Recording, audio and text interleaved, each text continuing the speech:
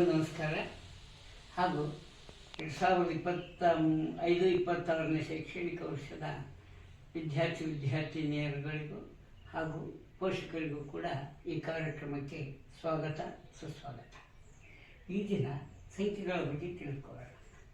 ಸಂಖ್ಯೆಗಳು ಅಂದ ತಕ್ಷಣ ಎಣಿಸುವ ಕೆಲಸ ಜ್ಞಾಪಕಕ್ಕೆ ಬರ್ತದೆ. ಆದ್ದರಿಂದ ಎಣಿಕೆಗೆ ಬಳಸುವ ಸಂಕೇತಗಳೇ ಸಂಖ್ಯೆಗಳು. 1, 2, 3, 4, 5, 6, 7, 8, 9, 10 ಇತ್ಯಾದಿ 100 ಅನಂತ ಗಣ. ಎಲ್ಲ ಸಂಖ್ಯೆಗಳು ಆ ಗಣದಲ್ಲಿ ಸೇರ್ತವೆ. ಆ ಗಣವನ್ನು ಎನ್ ಸಂಕೇತದಿಂದ ಸೂಚಿಸ್ತೇವೆ.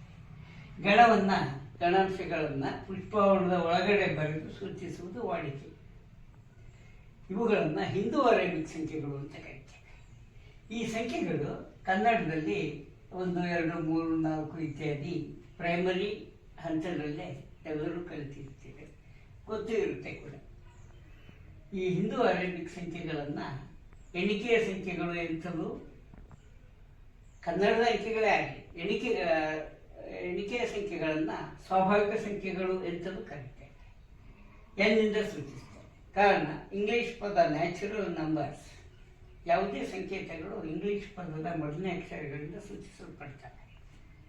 ಉದಾಹರಣೆಗೆ ಕೆಮಿಸ್ಟ್ರಿನಲ್ಲಿ ನೋಡಿದ್ದೀರಿ, ಎಲ್ಲೇ ಆಗಲಿ ಇಂಗ್ಲೀಷ್ ಪದದ ಮೊದಲನೇ ಅಕ್ಷರ ನ್ಯಾಚುರಲ್ ನಂಬರ್ಸ್, ಈ ಗಣಗಳನ್ನು ದೊಡ್ಡ ಅಕ್ಷರದಿಂದ ಸೂಚಿಸ್ತೇವೆ.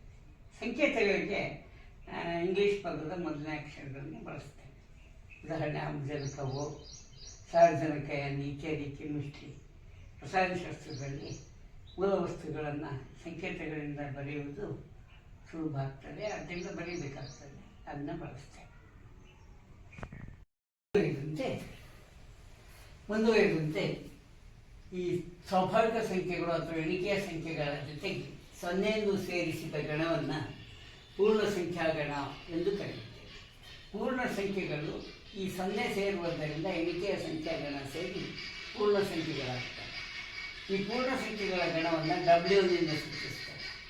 Whole numbers, WHOLE, whole numbers, ಆದ್ದರಿಂದ ಸಂಕೇತ ಡಬ್ಲ್ಯೂ. ಈ ಪೂರ್ಣ ಸಂಖ್ಯೆಗಳ ಗಣದಲ್ಲಿ ಎಲ್ಲ ಸಂಖ್ಯೆಗಳು ಬಂದ ಹಾಗೆ.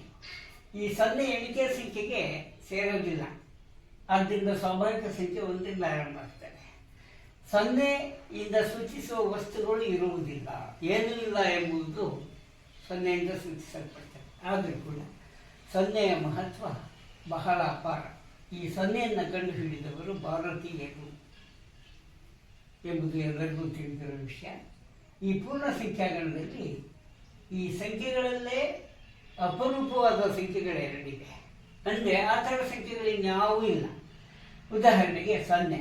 ಈ 0 ಸಂಕಲನದ ಅನನ್ಯತೆ. 0. ಈ 0ಯನ್ನು ಬಿಟ್ಟು ಬೇರೆ ಯಾವುದೇ ಸಂಖ್ಯೆಯನ್ನು ಒಂದು ಸಂಖ್ಯೆಗೆ ಕೂಡಿದರೆ ಆ ಸಂಖ್ಯೆಯ ಬೆಲೆ ವ್ಯತ್ಯಾಸ ಆಗ್ತದೆ. ಆದರೆ 0 ಮಾತ್ರ ಅನನ್ಯ.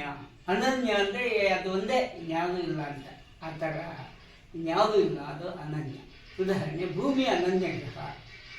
ಸೌರವ್ಯೂಹದ ಎಲ್ಲ ಗ್ರಹಗಳಲ್ಲಿ ಭೂಮಿ ವಿಶೇಷವಾದ ಲಕ್ಷಣಗಳನ್ನು ಹೊಂದಿರುವ ಯಾವುದೇ ಗ್ರಹಗಳು ಅದೇ ರೀತಿ ಇಲ್ಲದ ಗ್ರಹ ಆದ್ದರಿಂದ ಅದು ಅನನ್ಯ ಗ್ರಹ.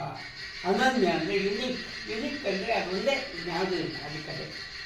ಆ ಸಂದರ್ಭದಲ್ಲಿ 0ಯನ್ನು ನೀವು ಯಾವುದಕ್ಕೆ ಕೂಡಿ ಅದರ ಬೆಲೆಯಲ್ಲಿ ವ್ಯತ್ಯಾಸ ಆಗಲ್ಲ. 0 + 1 1, 0 + 2 2, 0 + 3 3, 0 + 4 ಇತ್ಯಾದಿ. 0 + 1 1, 0 + 2 2, 0 + 100 0ನೇ. 0ನ ಯಾವುದಕ್ಕಾದ್ರೂ ಕೂಡಿದಾಗ ಬೆಲೆ ವ್ಯತ್ಯಾಸ ಮಾಡಿದರೆ ತಿಳ್ಕೊಳ್ಳಿ ಆಗಲ್ಲ. ಏನೂ ಇಲ್ಲ ಕೂಡಿ ನನ್ನ ಹತ್ರ 5 ರೂಪಾಯಿ ಇದೆ ಅಂದರೆ 5 ರೂಪಾಯಿ ಹೇಗಿರುತ್ತೆ, ಏನೂ ಇಲ್ಲ ಅಂದರೆ 0. ಆದ್ದರಿಂದ 0 ಸಂಕಲನದ ಅನನ್ಯತೆ. ಅನನ್ಯ ಅಂದರೆ ಒಂದೇ, ಯಾವುದೂ ಇಲ್ಲ. ಗುಣಾಕಾರದಲ್ಲಿ ಕೂಡ ಅದೇ ತರಹ ಸಂಖ್ಯೆ ಬಂದಿದೆ 1. ಈ 1ರಿಂದ ಯಾವುದನ್ನೇ ಗುಣಿಸಿ ಅಷ್ಟೇ ಸಂಖ್ಯೆ ಬರುತ್ತೆ. 1 1, 1 2 2, 1 100 100, 1 ಎಕ್ಸ್ಟ್ರಾ ಎಕ್ಸೆ, ಬೇರೆ ಯಾವುದೂ ಆಗಲ್ಲ. 1ನ್ನು ಯಾವುದೇ ಸಂಖ್ಯೆಯಿಂದ ಗುಣಿಸಿದರೆ ಅದರ ಬೆಲೆಯಲ್ಲಿ ವ್ಯತ್ಯಾಸ ಆಗಲ್ಲ, ಗುಣದ್ದು ಅದೇ ಸಂಖ್ಯೆ ಬರ್ತದೆ. ಆದ್ದರಿಂದ ಗುಣಾಕಾರದ ಅನನ್ಯತೆ 1. ಈಗ ಎಣಿಕೆ ಸಂಖ್ಯೆಗಳು ಪೂರ್ಣ ಸಂಖ್ಯೆಗಳ ವ್ಯತ್ಯಾಸ. ಪೂರ್ಣ ಸಂಖ್ಯೆಗಳಲ್ಲಿ 0 ಇದೆ, ಎಣಿಕೆ ಸಂಖ್ಯೆಗಳಲ್ಲಿ 0 ಅವಶ್ಯಕತೆ ಇಲ್ಲ. ಅದು ಇಲ್ಲ. ಪೂರ್ಣಾಂಕಗಳ ಗಣದಲ್ಲಿ ಝಡ್ನಿಂದ ಸೂಚಿಸ್ತೇವೆ. ಅದರಲ್ಲಿ ಧನ ಪೂರ್ಣಾಂಕಗಳು ಇರ್ತವೆ. ಧನ ಪೂರ್ಣಾಂಕಗಳು ಅಂದರೆ ಎಣಿಕೆ ಸಂಖ್ಯೆಗಳೇ ಧನ ಪೂರ್ಣಾಂಕಗಳು. ಯಾವುದೇ ಸಂಖ್ಯೆಗೆ ಚಿಹ್ನೆ ಇಲ್ಲ ಅಂದರೆ ಅದು ಧನಾತ್ಮಕವಾಗಿರ್ತದೆ ಅಂತ. ಧನ ಅಂದರೆ ಪಾಸಿಟಿವ್. ಪಾಸಿಟಿವ್ ಅಂದರೆ ಅದು ಪ್ರೆಸೆಂಟ್ ಇದೆ, ಹಾಜರಿದೆ ಅಂತ. ಮೈನಸ್ ಅಂದರೆ ಋಣ. ಋಣ ಅಂದರೆ ನೆಗೆಟಿವ್. 0ಗಿಂತ ಕಡಿಮೆ ಬೆಲೆಯನ್ನು ಹೊಂದಿರುವ ಸಂಖ್ಯೆಗಳು ಋಣ ಸಂಖ್ಯೆಗಳು, ನೆಗೆಟಿವ್ ನಂಬರ್. -1, -2, -3 ಇತ್ಯಾದಿ ಋಣ ಸಂಖ್ಯೆಗಳು. 1, 2, 3, 4 ಇತ್ಯಾದಿ ಧನ ಪೂರ್ಣಾಂಕಗಳು. ಇವು ಎಣಿಕೆ ಸಂಖ್ಯೆಗಳು ಹೌದು, ಸ್ವಾಭಾವಿಕ ಸಂಖ್ಯೆಗಳು ಹೌದು. ಇತ್ಯಾದಿ ಅಂದರೆ 3 ಟಿಕೆಯನ್ನು ಬರೀಬೇಕು ಕನಿಷ್ಠ. ಅದಕ್ಕಿಂತ ಹೆಚ್ಚಿಗೆ ಬರಲು ಪರವಾಗಿಲ್ಲ. ಇತ್ಯಾದಿ ಅಂದರೆ ಅದು ಮುಗಿಯದ ಗಣ. ಆ ಥರ ಮುಂದೆ ಬರೀತವೆ, ಮುಂದೆ ತುಂಬ ಇವೆ, ಅನಂತದವರೆಗೆ ಇವೆ ಅಂತ ಅದನ್ನ ಇತ್ಯಾದಿಯಿಂದ ಸೂಚಿಸ್ತೇವೆ. ಅರ್ಥ ಸಂಕೇತ ಇಲ್ಲಿ dash and dash and dash and dash ಬರ್ತಿರೋದು. ಈ ಧನ ಮತ್ತು ಋಣ ಪೂರ್ಣಾಂಕಗಳ ಎಲ್ಲವೂ ಸೇರಿ ಅದರ ಜೊತೆ 0ನೂ ಸೇರಿ ಪೂರ್ಣಾಂಕಗಳ ಗಣ ಬರುತ್ತೆ. ಅದು ಮುಂದೆ.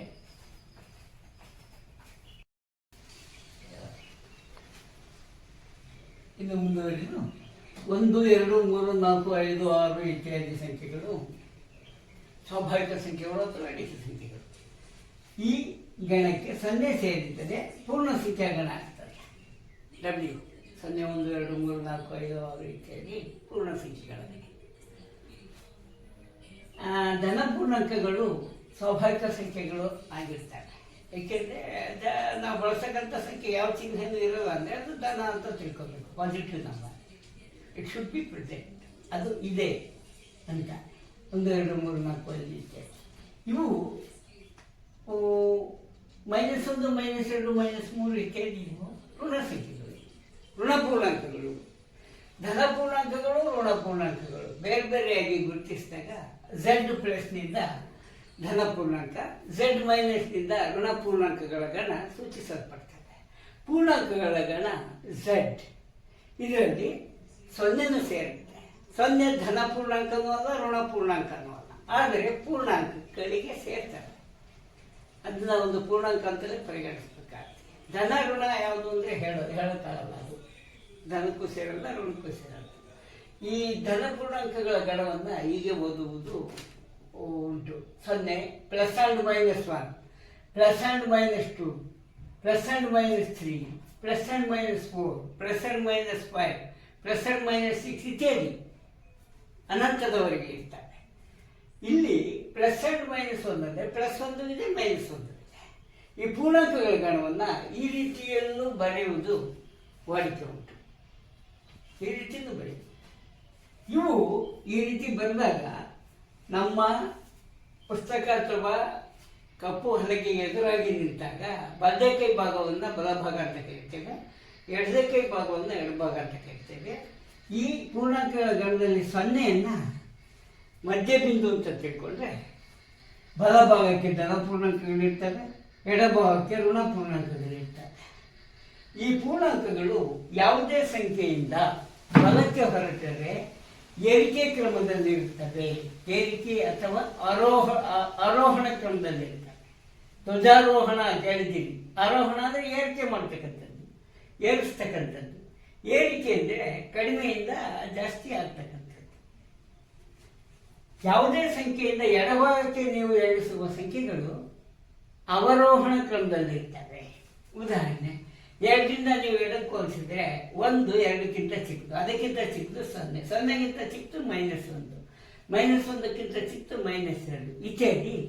ಅವು ಅವರೋಹಣ ಕ್ರಮ ಅಥವಾ ಇಳಿಕೆ ಕ್ರಮದಲ್ಲಿ ಇರ್ತವೆ. ಈ ಪೂರ್ಣಾಂಕಗಳನ್ನು ಒಂದು ರೇಖೆಯ ಮೇಲೆ ಏಕಮಾನ ಅಂತರದಲ್ಲಿರುವ ಬಿಂದುಗಳಿಂದ ಸೂಚಿಸಿದರೆ, ಏಕಮಾನ ಅಂತರದಲ್ಲಿರುವ ಬಿಂದುಗಳಿಂದ ಸೂಚಿಸಿದರೆ ನಮಗೆ ದೊರೆಯತಕ್ಕಂಥ ರೇಖೆಯನ್ನು ಸಂಖ್ಯಾ ರೇಖೆ ಅಂತ ಕರೀಬೋದು. ಏಕಮಾನ ಅಂತರ ಅಂದರೆ ಒಂದು ಬಿಂದುವಿನಿಂದ ಇನ್ನೊಂದು ಬಿಂದುವಿಗೆ 1 ಸೆಂಟಿಮೀಟರ್ ಅಂತರ ತಗೋಬಹುದು, ಅಥವಾ 2 ಸೆಂಟಿಮೀಟರ್ ಅಂತರ ತೆಗಬಹುದು. ನಿಮ್ಗೆ ಅನುಕೂಲಕ್ಕೆ ತಕ್ಕಂತೆ ಈ ಸಂಖ್ಯಾ ರೇಖೆಯನ್ನು ರಚನೆ ಮಾಡ್ಕೋಬಹುದು. ಸರ್ವಸಾಮಾನ್ಯವಾಗಿ ಒಂದು ಏಕಮಾನ ಅಂದರೆ 1 ಸೆಂಟಿಮೀಟರ್ ತಗೋಣ. 1 ಸೆಂಟಿಮೀಟರ್ನಲ್ಲಿ 10 ಮಿಲಿಮೀಟರ್ಗಳಿರ್ತವೆ. ಅಂದರೆ 1 ಸೆಂಟಿಮೀಟರ್ ಅಳತೆ ಪಟ್ಟಿಯ ಮೇಲೆ ನೀವು ಗಮನಿಸಿದಾಗ ಮಧ್ಯಕ್ಕೆ 5 ಉಪ ಭಾಗಗಳಲ್ಲಿ ಮಧ್ಯಕ್ಕೆ ಇರುತ್ತೆ, ಅದು ಅರ್ಧ. ಪೂರ್ತಿ ಒಂದು ಬಿಂದುವಿಂದ ಇನ್ನೊಂದು ಬಿಂದುವಿಗೆ ಅಥವಾ ಒಂದು ಸಂಖ್ಯೆಯಿಂದ ಇನ್ನೊಂದು ಸಂಖ್ಯೆಗೆ 10 ಮಿಲಿಮೀಟರ್ಗಳು 10 ಉಪಭಾಗಗಳಿಂದ ಸೂಚಿಸಲ್ಪಟ್ಟಿರ್ತವೆ. ಈ ಸಂಖ್ಯಾ ರೇಖೆಯ ಮಹತ್ವ ನಮಗೆ ಬೇಕಾಗ್ತದೆ. ಇದರ ಅರಿವು ನಮಗಿರುವುದು ಒಳ್ಳೆಯದು. ಈ ಸಂಖ್ಯಾ ರೇಖೆಯನ್ನು ನಾವು ಮುಂದೆ ಬಳಸ್ತಾ ಹೋಗ್ತೇವೆ. ಸಂಖ್ಯಾಗಣಗಳು ಸ್ವಾಭಾವಿಕ ಸಂಖ್ಯಾಗಣ, ಪೂರ್ಣ ಸಂಖ್ಯಾಗಣ, ಧನಪೂರ್ಣಾಂಕಗಳ ಗಣ, ಋಣಪೂರ್ಣಾಂಕಗಳ ಗಣ ಎರಡೂ ಸೇರಿ 0 ಜೊತೆಗೆ ಪೂರ್ಣಾಂಕಗಳ ಗಣ. ಇಷ್ಟನ್ನು ನಾವು ಇವತ್ತು ಅರ್ಥಿದ್ದೀವಿ. ಇದರ ಮಹತ್ವ ನಮಗೆ ಬೇಕಾಗ್ತದೆ. ಇದರ ಅರಿವು ಏಕಮಾನ ಅಂತರ ಅಂದರೆ ಒಂದು ನಿರ್ದಿಷ್ಟ ದೂರ ಒಂದು ಬಿಂದುವಿಂದ ಇನ್ನೊಂದು ಬಿಂದುವಿಗೆ. ಈ ಸರಳ ರೇಖೆಯ ಮೇಲೆ ಬೇಕಾದಷ್ಟು ಬಿಂದುಗಳಿವೆ. ಈ ಸರಳ ರೇಖೆ ಎಂಬುದೇ ಒಂದು ಕಾಲ್ಪನಿಕ ರೇಖೆ. ಹಾಗೆ ಬಿಂದು ಕೂಡ ಒಂದು ಕಾಲ್ಪನಿಕ ರೇಖಾಗಣಿತದ ಮೂಲಭೂತ ಅವ್ಯಾಖ್ಯ ಪದಗಳಿದೆಲ್ಲ. ಆದ್ದರಿಂದ ಇದನ್ನ ಕಲ್ಪಿಸ್ಕೋಬೇಕು. ಆದರೆ ಒಂದು ಬಿಂದುವಿಂದ ಒಂದು ಬಿಂದುವಿಗೆ ಏಕಮಾನ ಅಂತರ, ನಿರ್ದಿಷ್ಟವಾದ ದೂರವನ್ನು ತೆಗೆದುಕೊಳ್ತಕ್ಕಂಥದ್ದು ನಮಗೆ ಗೊತ್ತೇ ಇದೆ. ಒಂದೇ ಅಂತರದಲ್ಲಿರ್ತಕ್ಕಂಥ ಬಿಂದುಗಳನ್ನು ಗುರುತಿಸಿ ಆ ಬಿಂದುಗಳನ್ನು ಸಂಖ್ಯೆಗಳಿಂದ ಸೂಚಿಸಿದರೆ ನಮಗೆ ದೊರೆಯುವ ರೇಖೆಯೇ ಸಂಖ್ಯಾ ರೇಖೆ. ಈ ಸಂಖ್ಯಾ ರೇಖೆಗಳಿಂದ ನಾವು ಸಂಕಲನ ವ್ಯವಕಲನಗಳನ್ನು ಮಾಡ್ಬೋದು. ಅದನ್ನ ಮುಂದಿನ ತರಗತಿಯಲ್ಲಿ ಅಭ್ಯಾಸ ಮಾಡೋಣ. ಇಷ್ಟನ್ನು ನೀವು ಮನದಲ್ಲಿ ಇಟ್ಕೊಳ್ಳೋದು ಒಳ್ಳೆಯದು. ಜೈ ಹಿಂದ್.